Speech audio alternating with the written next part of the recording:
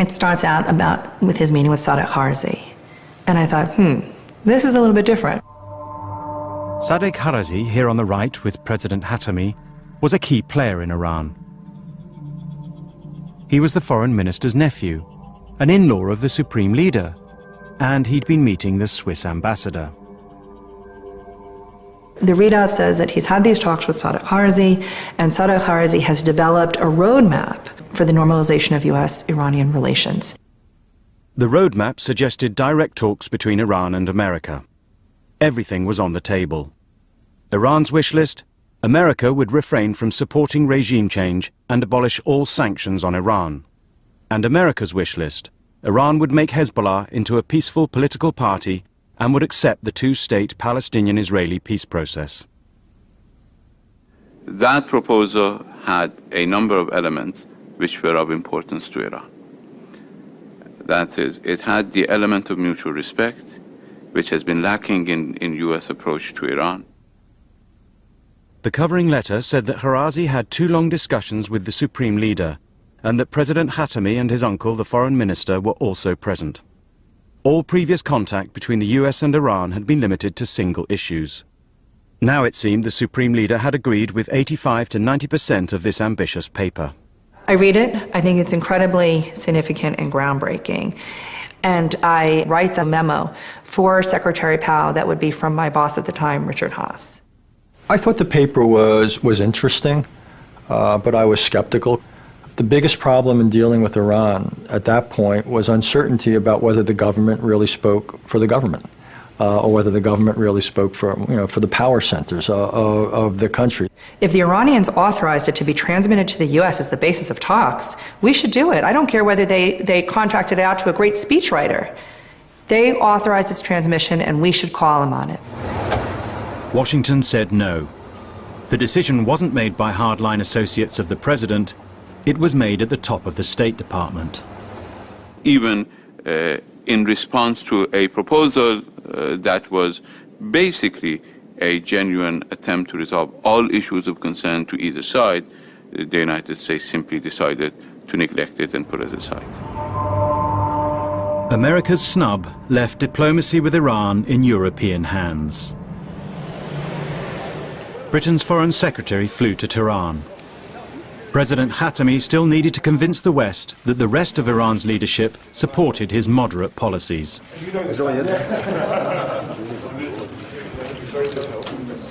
I said to him that it didn't help that when they paraded their Shahab missiles on their National Military Day in Tehran, that the legend written on these missiles in English was "Death to the Americans." Khatami came straight back at me, smiled and said, "Yeah, but that's some relief to me, because they used to write death to Khatami." And it was a very poignant moment, really, bringing out, in a sense, his openness about the way in which he was continually being undermined by the conservative forces in Iran. Straw then said that the West was worried about Iran's investment in nuclear technology.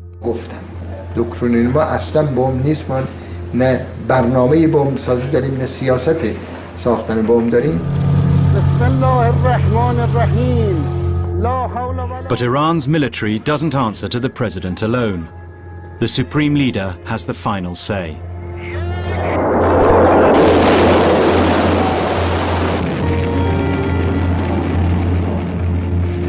Iran already had an ambitious program in ballistic missiles that could carry nuclear warheads. And Iran was building its first civil nuclear power station. Earlier in the year, inspectors from the International Atomic Energy Agency, the IAEA, had confirmed the existence of this secret facility. Proof that Iran was also trying to master the secrets of enriching uranium, technology that can be used to make fuel or a bomb. Enrichment was the most difficult part of developing a nuclear weapon. It was maybe 2/3, maybe 3/4 of the challenge. It wasn't actually producing the bomb, it was producing the highly enriched uranium that had to go into the bomb. And so if the Iranians could master enrichment, they would be 3/4 of the way to producing a nuclear weapon. None of the leaders at that summer's G8 summit wanted Iran to become a nuclear power. but most were worried that the US might use force to stop them. The international community must come together to make it very clear to Iran that we will not tolerate the construction of a nuclear weapon. Iran would be dangerous. Fundamentally, both the president and the vice president felt we were going to have to overthrow the regime. Iran, under the control of the Islamic Revolution, was never going to be a rational partner, and that the ultimate way to stop Iran from pursuing nuclear weapons or supporting international terrorism was to change the regime in Tehran. The Bush administration didn't openly threaten to strike Iran, but they did have an agreed phrase for it. All options are obviously on the table, as the president has said repeatedly. Senator, I just have to repeat, the president never takes any option off the table, and he shouldn't. Be very clear, the president of the United States doesn't take any options off the table. For our part, the United States is keeping all options on the table. And as the president has said, All options are on the table.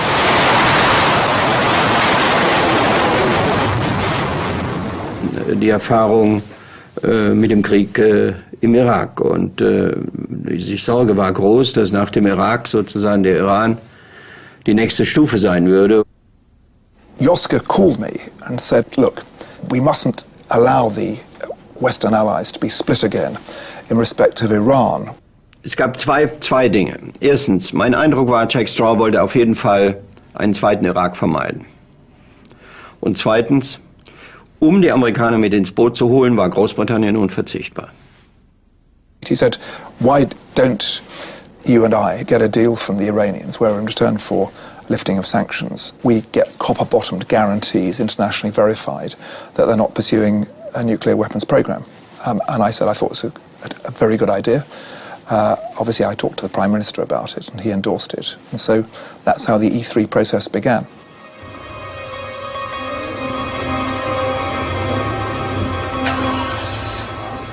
The E3, or EU3, the foreign ministers of the UK, France and Germany, had set themselves a difficult task. We went to Tehran to get them to agree to stop enrichment and everything to do with enrichment. They should stop it forever. So we wanted to get them into that by getting them to agree to a suspension, to a halt. My working assumption was that they would not have agreed to the meeting unless they had something to give us. Why would they? Dr. Hassan Rouhani, who led the Iranian delegation, was the national security advisor to the supreme leader. When the meeting began, he played his strongest card: Iran's right to enrich uranium under the Nuclear Non-Proliferation Treaty, the NPT. جمهوری اسلامی ایران همانند سایر کشورهایی که امضا کننده NPT هستند باید به همه حقوق قانونی خودش در زمینه صلح‌آمیز و فعالیت‌های هسته صلح‌آمیز برسه. The Europeans replied that Iran had violated its treaty obligations and should suspend its enrichment program. Iran had smuggled centrifuges to enrich uranium and then hid them from international inspectors. We are talking about a lack of trust, and you are responsible for that. Rouhani said that they would agree to not putting radioactive material into the centrifuges, which would mean that Iran was not enriching, and so that would mean suspension of enrichment. Pour nous, c'était une définition beaucoup trop étroite des activités liées à l'enrichissement, puisque c'est tout ça ce que nous cherchions à suspendre. Et on a vu tout de suite qu'il y avait là un problème. The problem with Iran's definition of suspension was that it would allow them to build more centrifuges and master the skills needed to run them. We didn't want to allow a situation where all this equipment was kind of primed, ready to go, but all they agreed to do was not to press the button. So that was the argument, and it was a really big argument.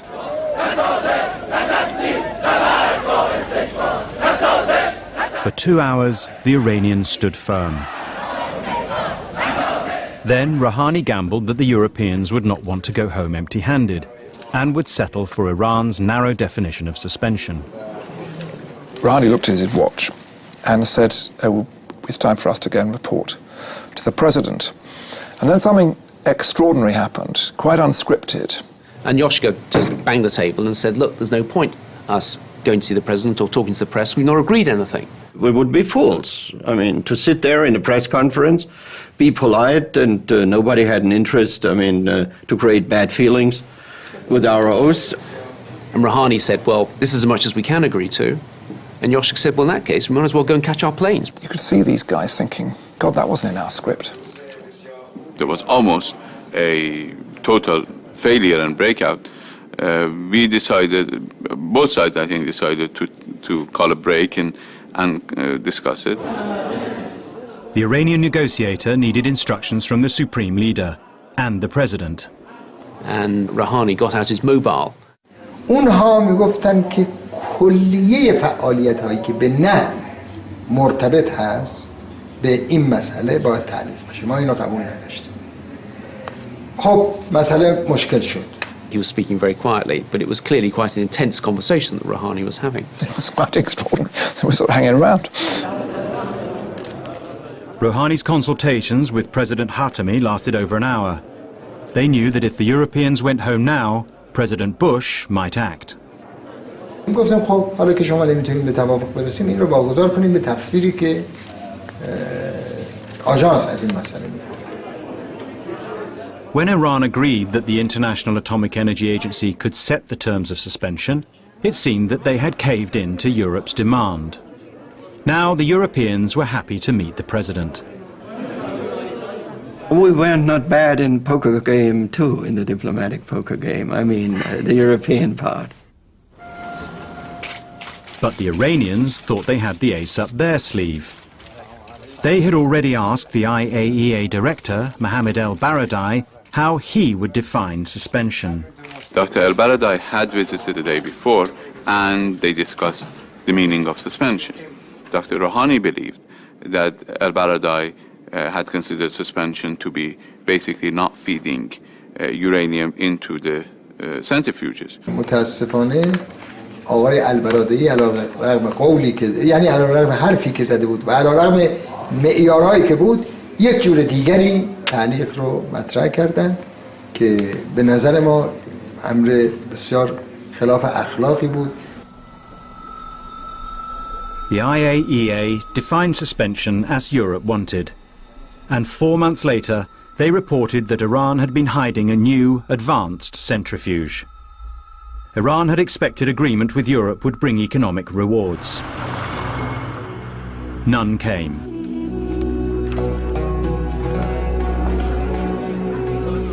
Later that year, Iran went to the polls to elect a new parliament. The clerics and the supreme leader disqualified most of the candidates who favoured negotiations with the West. The new parliament was dominated by hardliners.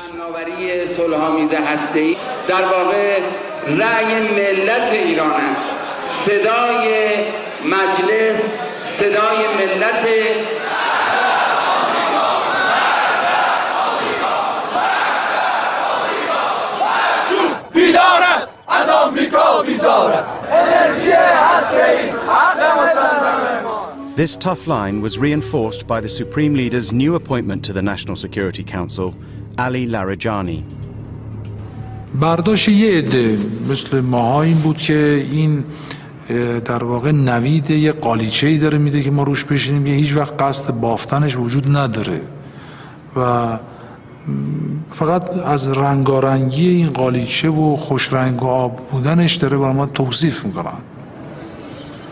خب البته نظرات دیگر این بود. Iran's negotiators needed to show they could win concrete rewards. So one of them approached the IAEA director to help get trade concessions from Europe to impress the voters. Iran's next round of elections was imminent. A lot of candidates from the election will benefit from us losing this, yeah, I know this that. negotiation. I know that. They will not see favorably a success in these talks, and they're rather influential people. Both Europeans as well as the negotiators have lost credibility in Iran. It's not a problem of confidence on their side, it's a problem of confidence on our side as well as confidence in our own sort of credibility at home. Die Iraner waren unter innenpolitischem Druck, wir wiederum waren unter Abstimmungsdruck